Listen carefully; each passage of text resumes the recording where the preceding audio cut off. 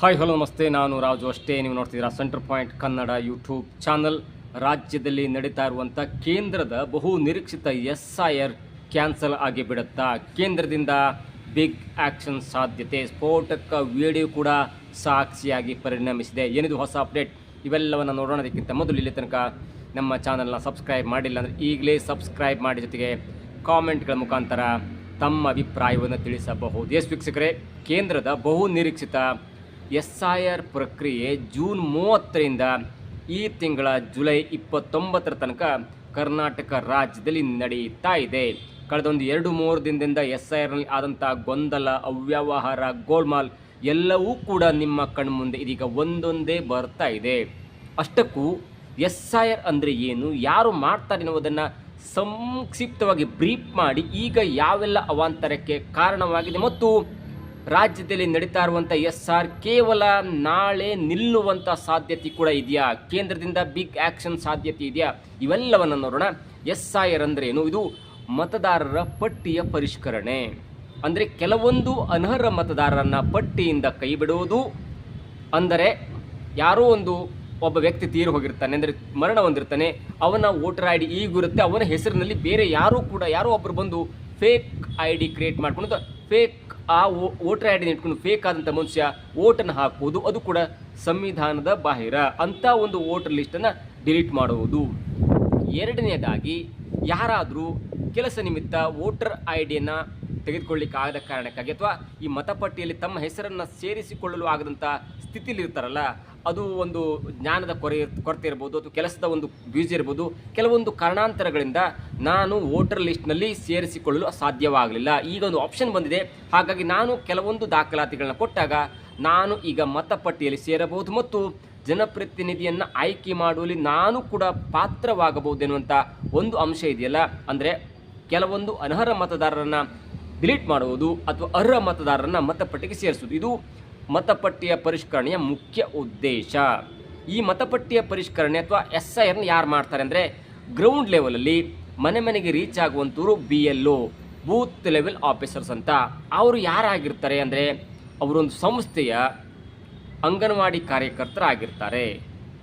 ಅಂಗನವಾಡಿ ಕಾರ್ಯಕರ್ತರು SIR ಅಂದರೆ enumeration printed ಫಾರ್ಮನ್ನು ತೆಗೆದುಕೊಂಡು ಬಂದು ಮ್ಯಾಪ್ ಆಗಿರುವಂಥ, ಅಂದರೆ ಜೂನ್ 16ರಂದು ಮ್ಯಾಪ್ ಆಗಿರುತ್ತಲ್ಲ, ಕೊನೆಯದಾಗಿ ಮ್ಯಾಪ್ ಆಗಿರುವಂಥ SIR ಎನ್ಯುಮರೇಷನ್ ಫಾರ್ಮನ್ನು ತೆಗೆದುಕೊಂಡು ಬಂದು ಕೆಲವೊಂದು ಮಾಹಿತಿಯನ್ನು ಪಡ್ಕೊಂಡು ಅವರು ಒಂದೇ ಫಾರ್ಮನ್ನು ಕೊಟ್ಟು ಹೋಗ್ತಾರೆ. ಅದಾದ ನಂತರ ಅದನ್ನು ಫಿಲ್ಅಪ್ ಮಾಡಿಸ್ಕೊಂಡು ಸಿಗ್ನೇಚರ್ ಪಡೆದು ಸಿಗ್ನೇಚರ್ ಹಾಕಿಸಿ ಆ ಕಾಪಿಯನ್ನು ಅಪ್ಲೋಡ್ ಮಾಡ್ತಾರೆ. ಅಷ್ಟರ ಮಟ್ಟಿಗೆ ಒಂದು ಹಂತದ SIR ಪ್ರಕ್ರಿಯೆ ಮುಗಿಯುತ್ತೆ.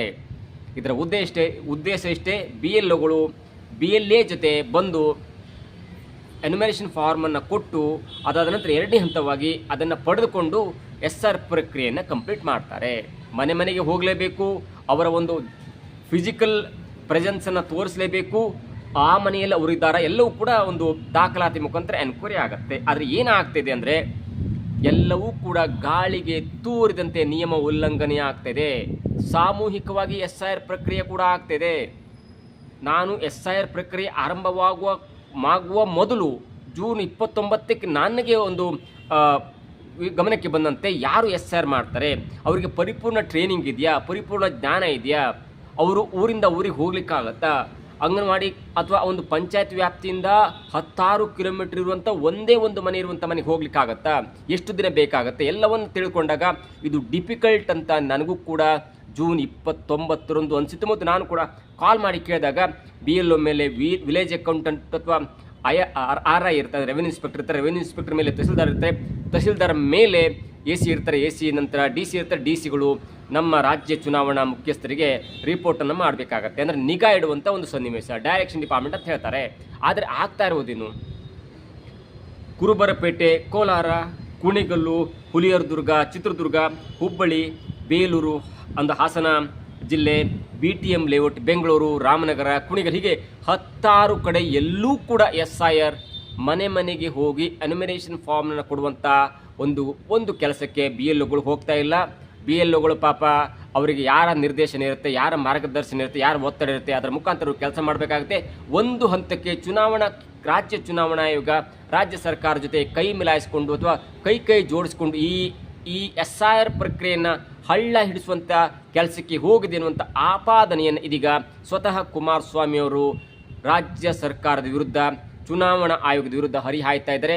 ಅದರಲ್ಲೂ ಒಂದು ಹಂತಕ್ಕೆ ಟಿಪ್ಪು ನಗರ ಅಂದರೆ ರಾಮನಗರದ ಟಿಪ್ಪು ನಗರ ಒಂದು ವಾರ್ಡ್ ನಂಬರ್ 23ರಲ್ಲಿ ಟಿಪ್ಪು ನಗರ ಸಮುದಾಯ ಭವನದಲ್ಲಿ ಮೊನ್ನೆ ಆದಂಥ ಒಂದು ಇದೆಯಲ್ಲ booth number 90, booth number 92, booth number 101, booth number 108, booth number 114 ಹೀಗೆ ಸ್ಥಳೀಯ ಮುಖಂಡರ ಒತ್ತಾಯದ ಮೇರೆಗೆ BLOಗಳು ಸಾಮೂಹಿಕವಾಗಿ ಒಂದು ಸಮುದಾಯ ಭವನದಲ್ಲಿ ಸಾವಿರಾರು ವ್ಯಕ್ತಿಗಳ SIR ಅಥವಾ ಎನ್ಯುಮರೇಷನ್ ಫಾರ್ಮ್ ಕೊಡುವಂಥ ಒಂದು ಕ್ರಿಯೆ ಮಾಡಿದಾಗ ಆ ವಿಡಿಯೋ ಕೂಡ ಚಿತ್ರೀಕರಣ ಆಯಿತು.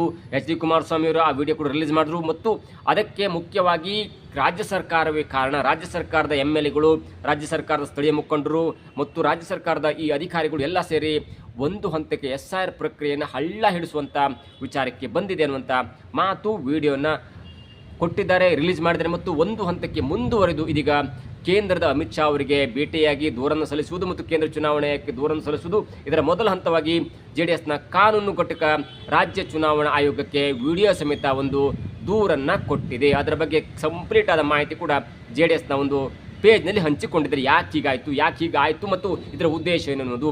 ಇದರ ಮುಂದುವರೆದ ಭಾಗವಾಗಿ ಚುನಾವಣಾ ಆಯೋಗ ಕೂಡ ಇದು ತಪ್ಪು ಎನ್ನುವಂಥ ಮಾಹಿತಿಯನ್ನು ಹೇಳಿದೆ ಮತ್ತು ಸರಿಪಡಿಸಿಕೊಳ್ಳುವಂಥ ಎಲ್ಲ ದಾರಿಯ ಬಗ್ಗೆ ಯೋಚನೆ ಮಾಡ್ತಾ ಇದೆ ಅನ್ನುವಂಥ ಮಾತನ್ನು ಹೇಳ್ತಿದೆ. ಪ್ರಿಯಾಂಕ್ ಖರ್ಗೆ ಅವರ ಮಾತನ್ನು ನೋಡ್ತಾ ಎಲ್ಲೋ ಒಂದು ಕಡೆ ಕಾನೂನು ಸುವ್ಯವಸ್ಥೆಯನ್ನು ಕಾಪಾಡಿಕೊಳ್ಳಬೇಕಿದ್ದಂಥ ಪ್ರಿಯಾಂಕ್ ಖರ್ಗೆ ಅವರು ಯಾಕೆ ಹೀಗೆ ಹೇಳಿದ್ರು? ಅವರು ಪದೇ ಹೇಳ್ತಾ ಇದ್ದಾರೆ, ಇದು ಕೇಂದ್ರ ಚುನಾವಣಾ ಆಯೋಗದ ಒಂದು ಕೆಲಸ, ಹೀಗಾಗಿ ಅದರ ಎಲ್ಲ ಸಂಪೂರ್ಣ ಜವಾಬ್ದಾರಿಯನ್ನು ಕೇಂದ್ರ ಚುನಾವಣಾ ಆಯೋಗ ಮತ್ತು ಕೇಂದ್ರ ಸರ್ಕಾರವೇ ಮಾಡಬೇಕಾಗುತ್ತೆ. ಓಕೆ, ನಮ್ಮ ಅಧಿಕಾರಿಗಳು ಅದಕ್ಕೆ ಸಾಥ್ ಕೊಡ್ತಾರೆ, ಆದರೆ ಇದರ ಮುಖ್ಯ ಉದ್ದೇಶ, ಇದರ ಸಕ್ಸಸ್ ಆಗಲಿ ಫೇಲ್ಯೂರ್ ಆಗಲಿ ಇವೆಲ್ಲವೂ ಕೂಡ ಕೇಂದ್ರ ಸರ್ಕಾರ ಜವಾಬ್ದಾರಿ ಎನ್ನುವಂಥ ಮಾತನ್ನು ಹೇಳಿ ಕೇಂದ್ರ ಸರ್ಕಾರದ ಮೇಲೆ ಆರೋಪ ಮಾಡುವಂಥ ಕೆಲಸವನ್ನು ಕೂಡ ಮಾಡಿದ್ರು. ಅದರ ಜೊತೆಗೆ ನಾವು ಒಂದನ್ನು ಗಮನಿಸಬೇಕಂದ್ರೆ, ಚುನಾವಣಾ ಆಯೋಗ ಯಾರ ಮೇಲೆ ದೂರನ್ನು ಕೊಡುತ್ತೆ ಅಂದರೆ, ಚುನಾವಣಾ ಆಯೋಗ ಹೇಳ್ತಿಲ್ಲ ಅಧಿಕಾರಿಗಳು ಸರಿಯಿಲ್ಲ, ಹಾಗಿಲ್ಲ ಹೀಗಿಲ್ಲ ಅಂದರೆ ಯಾರು ಮಾಡಬೇಕಿತ್ತು ಆ್ಯಕ್ಚುಲಿ ಇದನ್ನು? ಕೇಂದ್ರ ಸರ್ಕಾರದ ಗೈಡೆನ್ಸಲ್ಲಿ ರಾಜ್ಯ ಚುನಾವಣಾ ಆಯೋಗ ಸ್ಥಳೀಯ ಅಧಿಕಾರಿಗಳ ಜೊತೆ ಅಥವಾ ಸರ್ಕಾರ ಜೊತೆ ಒಂದು ಮಾತುಕತೆ ನಡೆಸಿ ಸ್ಟ್ರಿಕ್ಟ್ ಆದಂಥ SIR ಮಾಡಬೇಕಿತ್ತೇ ಹೊರತು ಇದು ಕಂಪ್ಲೀಟ್ ಆಗಿ ರಾಜ್ಯ ಚುನಾವಣಾ ಆಯೋಗದ ವೈಫಲ್ಯ. ಮಿಸ್ಟರ್ ಅನ್ಬುಕುಮಾರ್ ಅವರು ಎಲ್ಲವನ್ನ ಮಾಡಿ ಅಳೆದು ತೂಗಿ ಇದನ್ನು ಮಾಡಬೇಕೆನ್ನುವಂಥ ಮಾತನ್ನು 1 ವರ್ಷಗಳ ಹಿಂದೆ ಮಾಡಿದಾಗ, ಅಂದರೆ SIRನ ಗ್ರೌಂಡ್ ಲೆವೆಲ್ಗೆ ಹೋದಾಗ ಏನು ಮಾಡಬೇಕಾಗುತ್ತೆ ಅನ್ನುವಂಥ ಕನಿಷ್ಠ ಜ್ಞಾನವೂ ಇರಲಿಲ್ವಾ?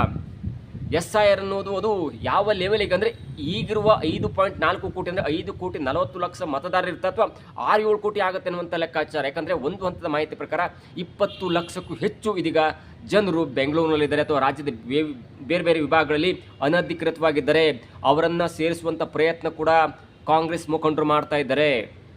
ನೀವು ಕೆಲವೊಂದು ದಾಖಲಾತಿಗಳನ್ನು ಕೊಟ್ಟರಾಯಿತು, ಕೆಲವೊಂದು ದಾಖಲಾತಿಗಳನ್ನು ಹೊಸದಾಗಿ ಕೊಟ್ಟರೆ ನೀವು ಹೊಸದಾಗಿ ಮತದಾರರ ಪಟ್ಟಿಯಲ್ಲಿ ಸೇರಿಸಬಹುದು.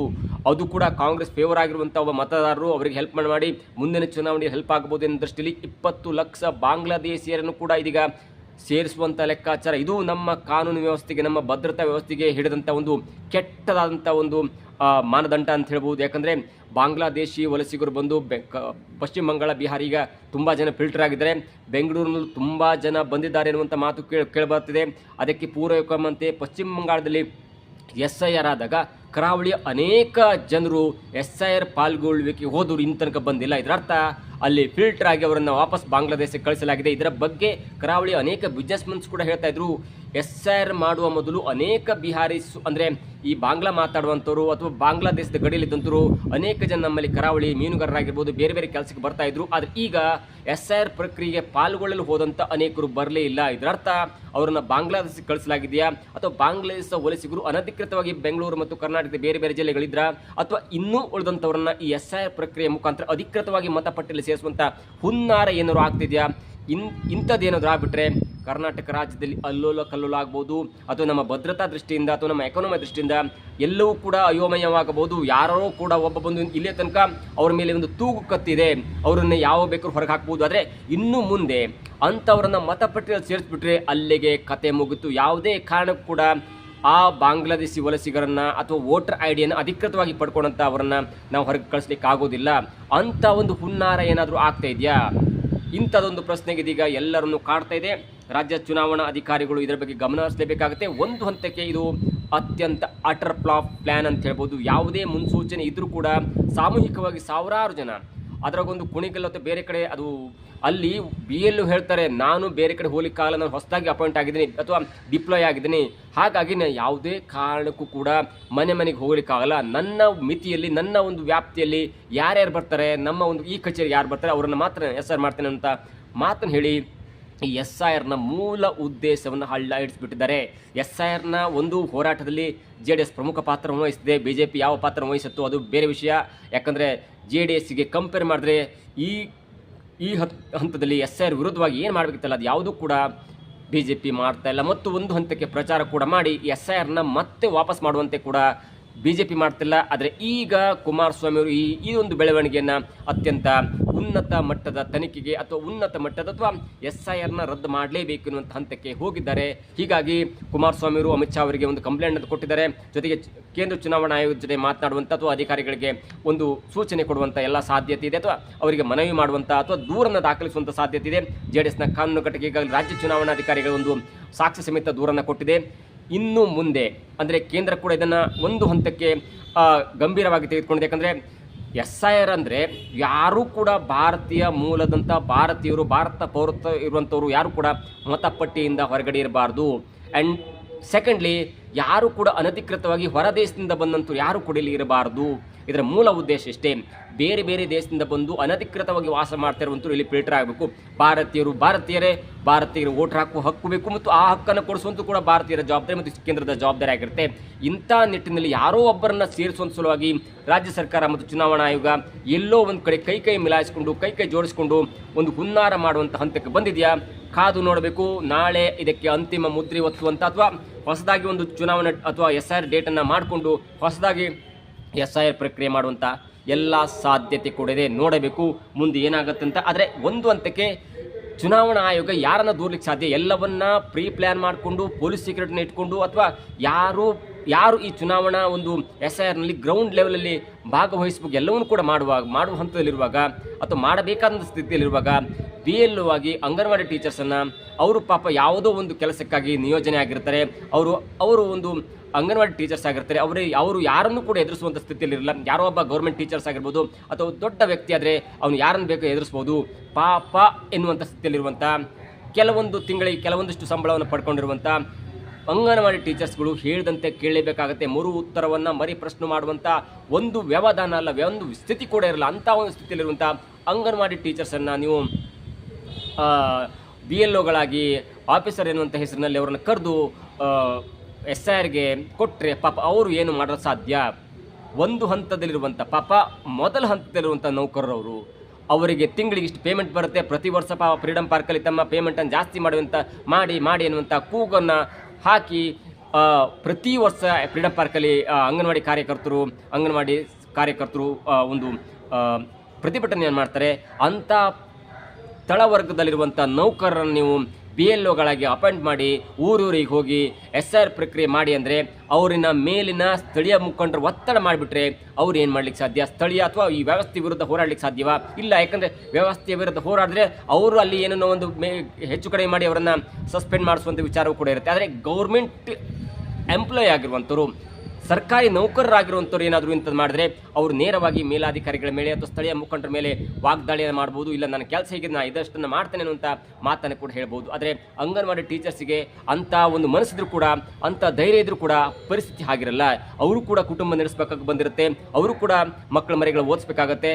ಇಂಥ ಹಂತದಲ್ಲಿರುವಂಥ ಅಂಗನವಾಡಿ ಟೀಚರ್ಸನ್ನು ಇಂಥ ಪ್ರಮುಖ ವ್ಯವಸ್ಥೆಯ ಒಂದು ಫಿಲ್ಟ್ರೇಷನ್ಗಾಗಿ SIRಗಾಗಿ ನೀವು BLOಗಳ ನೇಮಕ ಮಾಡಿದ್ರೆ ಅವರು ಕೂಡ ಏನು ಮಾಡಲಿಕ್ಕೆ ಸಾಧ್ಯ?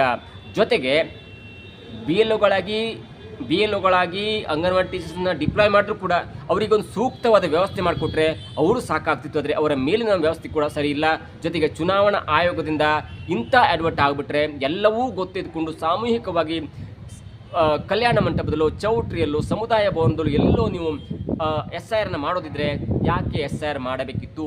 ಕೆಲವೊಬ್ರು ಹೇಳ್ತಾರೆ ಇಲ್ಲ ಅವರಿಗೆ ತಿಳುವಳಿಕೆ ಇಲ್ಲ, ಅವರಿಗೆ ಬೇರೆ ಬೇರೆ ಹೆಚ್ಚು ಕಡಿಮೆ ಆಗುತ್ತೆ, ಹಾಗಾಗಿ ಎಲ್ಲವರನ್ನ ಕಲಿಸ್ಕೊಂಡು ಟ್ರೈನಿಂಗ್ ಮಾಡಿ ಸಾಮೂಹಿಕವಾಗಿ SIR ಪ್ರಕ್ರಿಯೆ ಮಾಡ್ತಾ ಇದ್ದೇವೆ ಅಂತ ಒಂದು ಮೂಗಿನ ನೇರಕ್ಕೆ ಮಾತನಾಡುವಂಥವರಿದ್ದಾರೆ. ಆದರೆ ಸದ್ಯ ಇದೀಗ SIR ರದ್ದಾಗುವಂಥ ಎಲ್ಲ ಸಾಧ್ಯತೆ ಇದೆಯಾ? ನಾಳೆ ನಾಡಿದ್ದರೊಳಗಾಗಿ ಒಂದು ಬಿಗ್ ಆ್ಯಕ್ಷನ್ ಆಗಬಹುದು, ಅಥವಾ ಮುಂದೊಂದು ದಿನ ಟೈಮ್ ಕೊಟ್ಟು ಮತ್ತೆ SIR ಕೂಡ ಮಾಡಬಹುದು. ನೋಡಬೇಕು ಕುಮಾರಸ್ವಾಮಿಯವರ ಹೋರಾಟ ಎಲ್ಲಿ ತನಕ ಬಂದು ನಿಲ್ಲತ್ತೆ. ಒಂದು ವೇಳೆ SIR ಏನಾದರೂ ನಿಂತುಬಿಟ್ರೆ ಅದು ನೈತಿಕವಾಗಿ ಕುಮಾರಸ್ವಾಮಿಯವರಿಗೆ ಅತ್ಯಂತ ದೊಡ್ಡ ಗೆಲುವಂತೂ ಸತ್ಯ. ಕೇಂದ್ರದ ಜೊತೆಗೆ ಮಾತನಾಡಿ ಕೇಂದ್ರದಿಂದ ಪರ್ಮಿಷನ್ ತೆಗೆದುಕೊಂಡು ರಾಜ್ಯದಲ್ಲಿರುವಂಥ SIRನ ಸ್ಟಾಪ್ ಮಾಡಿದ್ರು ಅನ್ನುವಂಥ ಹೆಗ್ಗಳಿಕೆ ಕುಮಾರಸ್ವಾಮಿಯವರಿಗೆ ಆಗ್ತಾ, ಅಥವಾ ಅದನ್ನೂ ನಿಲ್ಲಿಸಲಿಕ್ಕೆ ಈ ರಾಜ್ಯ BJPಯವರು ಬೇರೆದೇ ಆದ ಪ್ಲ್ಯಾನ್ ಮಾಡ್ಕೋತಾರ? ಒಟ್ಟಾರೆಯಾಗಿ ಇದು ಕಾಂಗ್ರೆಸ್ಗೆ ಹೆಲ್ಪ್ ಆಗುತ್ತಾ ಅಥವಾ ಕಷ್ಟ ಆಗುತ್ತಾ? ಎಲ್ಲವೂ ಕೂಡ ಕಾದು ನೋಡಬೇಕು. ಇದಾಗಿತ್ತು ಇವತ್ತಿನ ವಿಶೇಷ. ನೋಡ್ತಾ ಇರಿ centre point Kannada YouTube channel.